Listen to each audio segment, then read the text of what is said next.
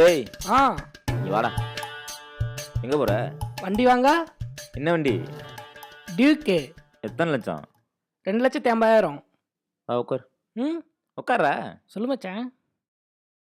ஏண்டா டேய், 2,50,000 வண்டினா எப்படி நீ புல் பேமெண்ட் கட்டி வண்டி எடுக்க மாட்டேன்? அட்வான்ஸ் ஒரு 50,000 சொல்லுவானா? அதுவே நீ வட்டிக்கு தான் வாங்கணும். வட்டிக்கு வாங்கினா 5 வட்டி சொல்லுவேன். 5 வட்டினா 2,500 ஒரு வருஷத்துக்கு 30,000 கட்டுற.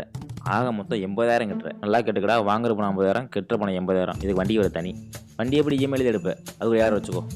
நீ வாங்குற வண்டி வர 1 லிட்டருக்கு 30க்கு மேலே தராது.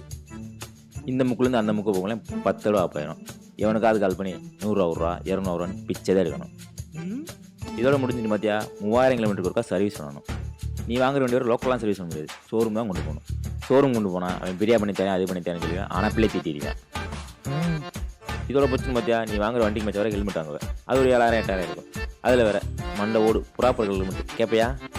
இது போக இன்ஜினை செட் பண்ணி சொல்லி ட்ரிப் போவேன். அதுக்கு ஒரு 10,000 செலவாகும். இதில் சாங் வேறு சீரும் புளியை பார்த்து சிரிக்கின்ற எப்படிங்கிற பார்த்துன்னு சர்ப்புன்னு வண்டி ஓட்டி குண்டுதிச்சு கீழே விழுந்துருவேன். கீழே விழுந்துட்டு சோசு ஹாஸ்பிட்டல் போயிடுவேன். உன்னை பார்க்க நாங்கள் ஆப்பிள் ஆரஞ்சு வாங்கிட்டு வரணுமாடா?